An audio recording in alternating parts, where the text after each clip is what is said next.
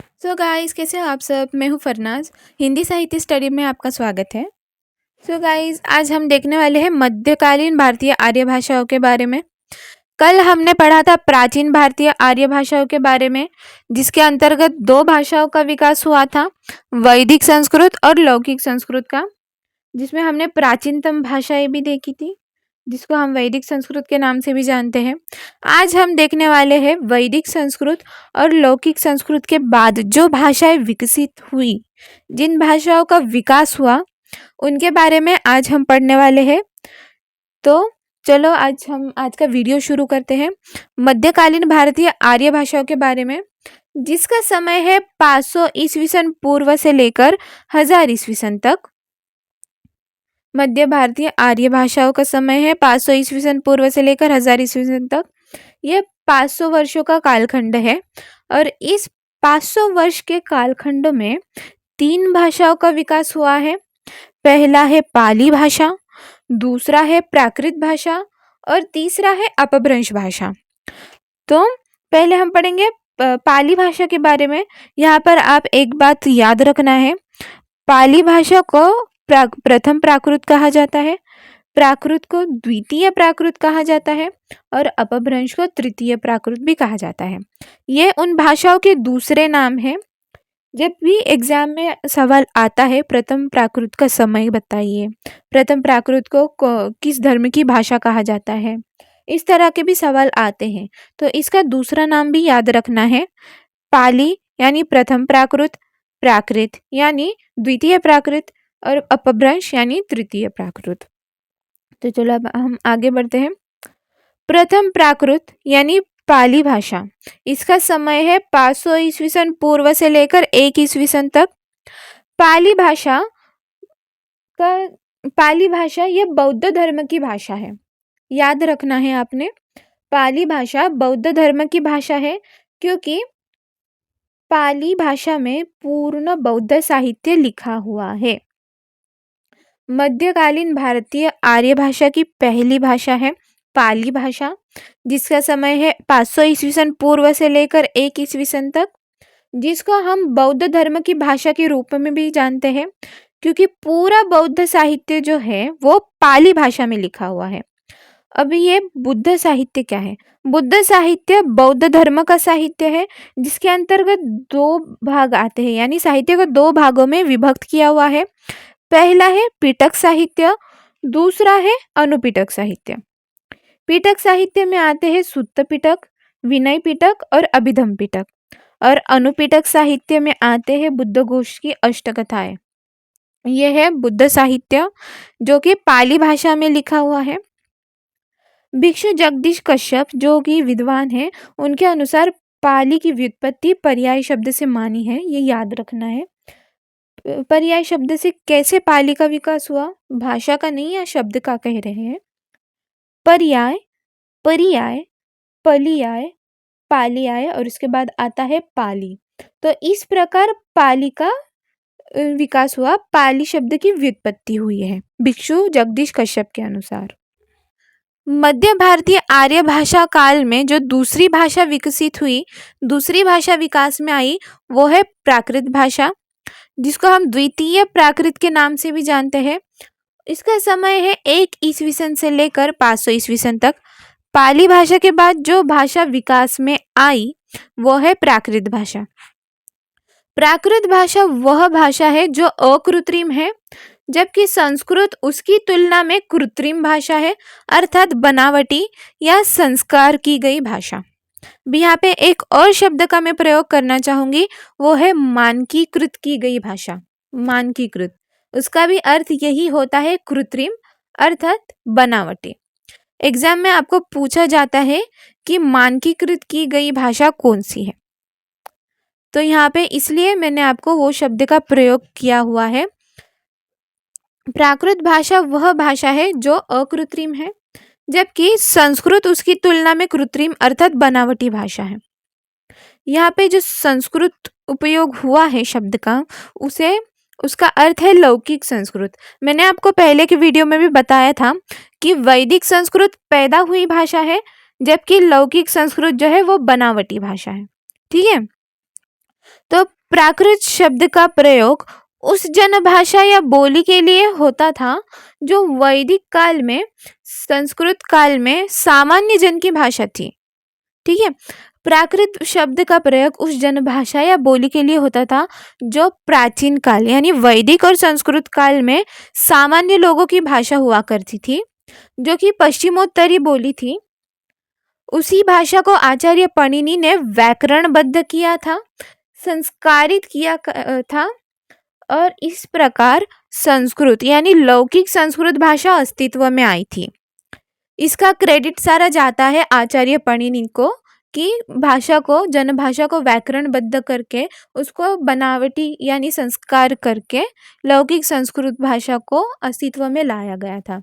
इससे यह भी निष्कर्ष निकाला जा सकता है कि प्राकृत संस्कृत से भी पुरानी भाषा है।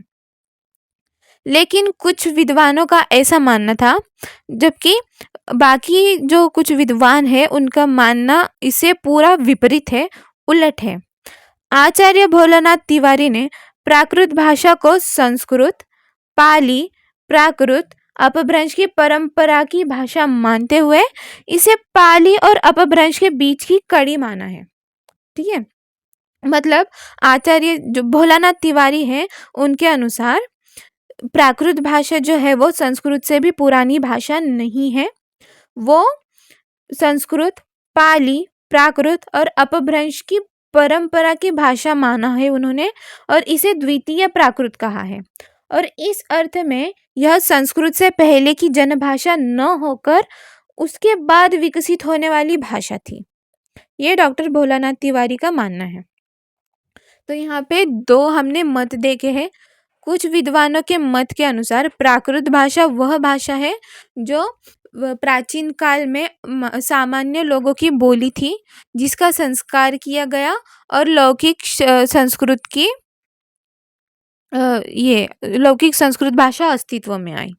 और भोलानाथ तिवारी और अन्य विद्वानों के अनुसार प्राकृत भाषा पाली भाषा के बाद आने वाली ही भाषा है, वो प्राचीन काल में उसका कोई उपयोग नहीं था।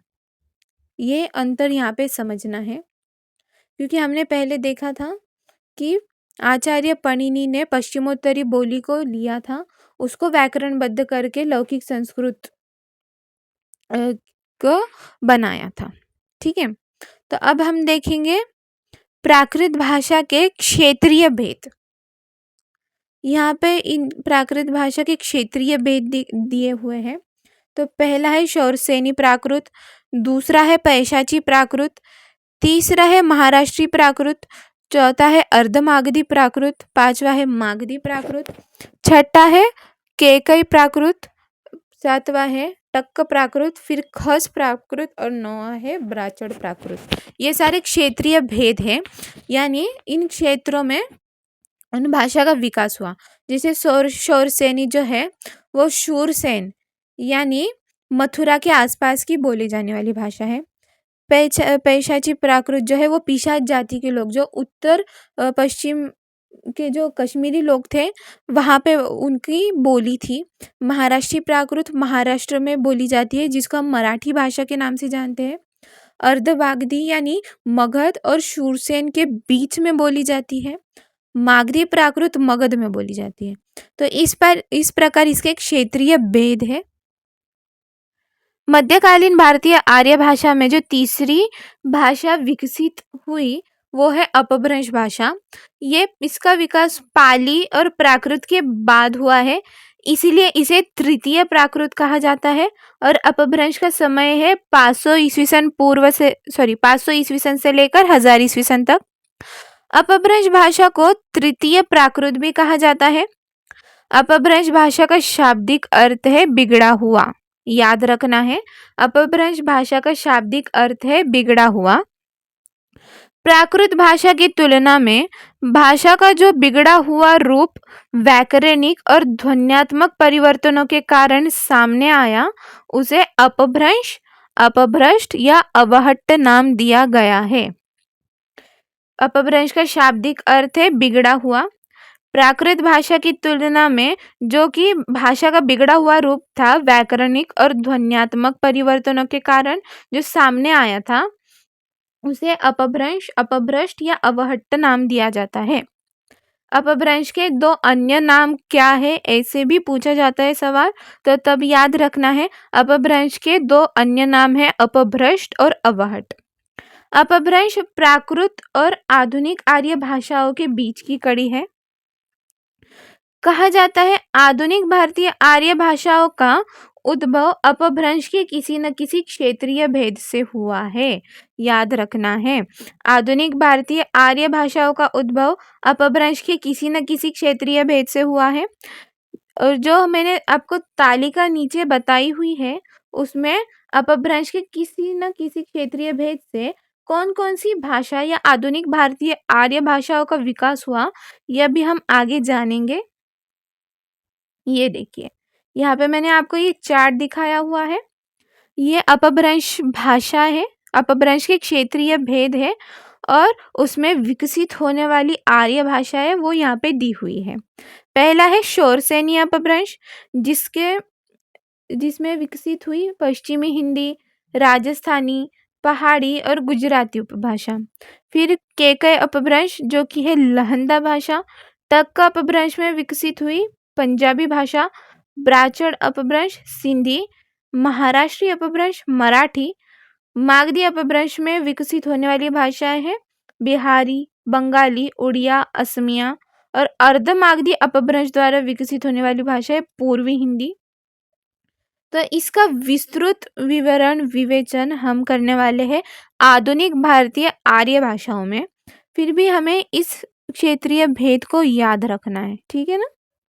पूछा जाता है कि महाराष्ट्री अपभ्रंश के अंतर्गत कौन सी भाषा का विकास हुआ, तब हम उत्तर देंगे मराठी।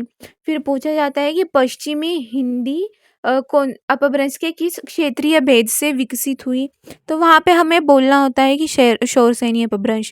तो इस प्रकार हमें दोनों याद रखने, ये अपभ्रंश का क्षेत्रीय भेद भी और उससे विकसित होने वाली भाषाएं भी, ठीक है ना। तो ये चार्ट आप चाहिए तो स्क्रीनशॉट निकाल के ले सकते हैं। मैं यहाँ पे ये सब मिटा देती हूँ ताकि आपको अच्छे से समझ में आ जाए और इसे याद रखना है। चाहिए तो आप एक चार्ट बनाकर अपने दीवार पे लगा दो, क्योंकि ये सारी भाषाएं जो है वो बहुत ही महत्वपूर्ण है हिंदी के विकास क्रम के लिए। अभी हिंदी के अंतर्गत 5 उपभाषाएं और 18 बोलियां आती है। हिंदी के अंतर्गत 5 उपभाषाएं और 18 बोलियां आती है।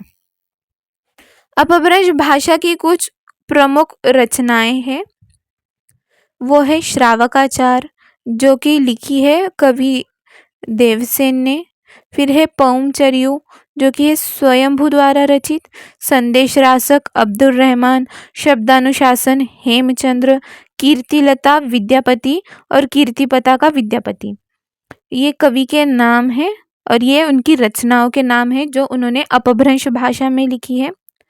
जो विद्यापति कवि है उन्होंने कीर्तिलता और कीर्तिपता की जब रचना की तब उन्हें अपभ्रंश भाषा के लिए अवहट्ट भाषा ये नाम उन्होंने प्रयोग किया था।